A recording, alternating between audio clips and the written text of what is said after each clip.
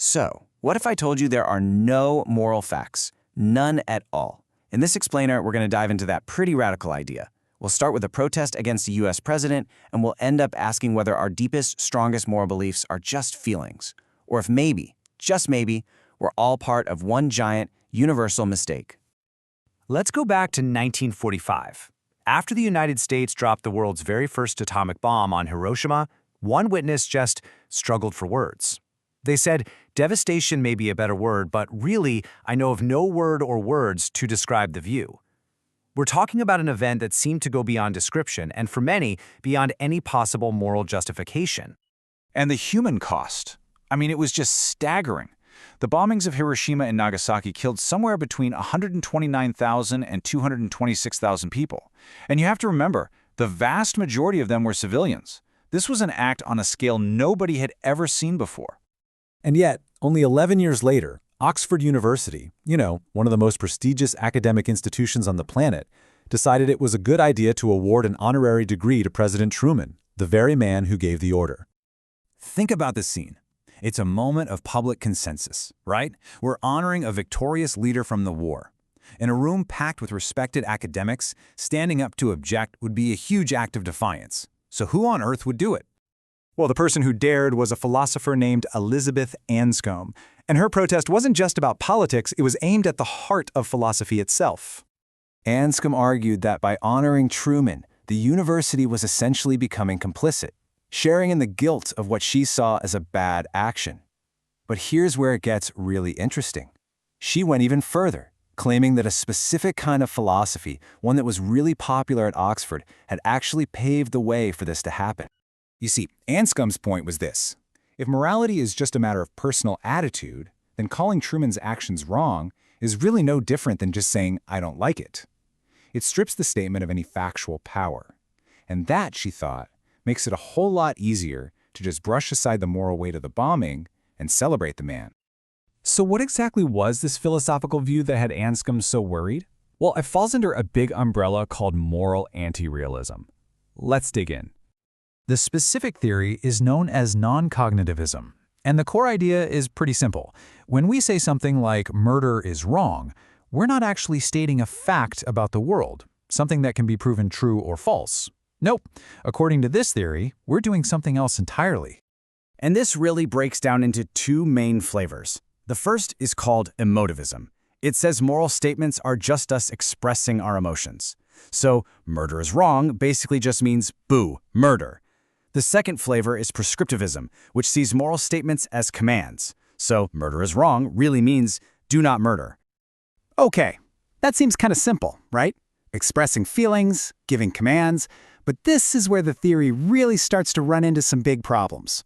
What happens when you try to use these boos and hoorays in a logical argument? So let's take a really straightforward moral statement.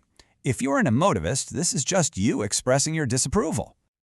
So, when you say tormenting the cat is bad, all you're really doing is saying, boo, tormenting the cat. Easy enough, right? But this simple idea gets really messy when you try to reason with it. And this is exactly where the philosopher Peter Geach found a massive flaw, something we now call the Frege-Geach problem. He basically pointed out that non-cognitivism has a really hard time explaining how we use moral language in our everyday arguments. Just look at this argument here. It seems perfectly valid, right? The conclusion follows logically from the first two statements, the premises. This is exactly how we reason about morality all the time. But watch what happens when you try to translate this into emotivist speak. It completely falls apart. The first premise becomes something like, if boo, a thing, then boo, getting your little brother to do it. What was a solid logical argument is suddenly just nonsense. You can't build a logical argument out of booing. And if that's true, then moral reasoning itself, the very thing Elizabeth Anscombe was trying to do, seems pretty much impossible. Okay, so if our moral statements aren't just expressions of feelings, what other options are out there, especially for someone who still doesn't believe that objective moral facts exist? Well, this brings us to a much more radical idea. Error theory, which was famously defended by J.L. Mackie. Now, this theory agrees that, yeah, we are trying to state facts when we make moral claims. But, and this is a huge but, it says that every single one of those claims is false. So here's the crucial difference. Non-cognitivism says moral statements aren't even in the business of being true or false. But error theory says, oh no, they are trying to be true, they just fail every single time. It's like if I said I have a pet unicorn. I'm making a statement that could be true or false. But since unicorns don't exist, my statement is just always false. So, to back up such a wild claim, Mackey took a really close look at the word at the center of all of this, the word good. How do we actually use it in day-to-day life? Mackey argues that good is what's called an attributive adjective. Okay, stick with me, this is a little bit of grammar, but it's super important. It basically means its meaning is completely tied to the noun it's describing. Think about the word red. A red book is red, and it's a book. But not all adjectives work like that. For instance, a big flea is definitely not a big animal, and a good tennis player could be a really bad conversationalist. The word good always refers to a set of standards for that specific thing. And Mackey's point is that our moral language does the same thing. We are always, implicitly, trying to measure things against some kind of objective, universal standard. And this takes us right back to where we started, with Elizabeth Anscombe and her protest against honoring President Truman at Oxford. So this is the really profound dilemma that moral anti-realism leaves us with. When Anscombe called Truman's actions wrong, was she just saying, boo? Or was she trying to state an objective fact about the world? That there is a property of wrongness that attached to that action?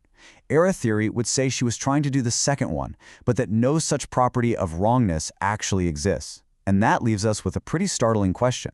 Are our deepest moral convictions just sophisticated feelings? Or are we all participating in a profound, universal, and maybe even necessary mistake?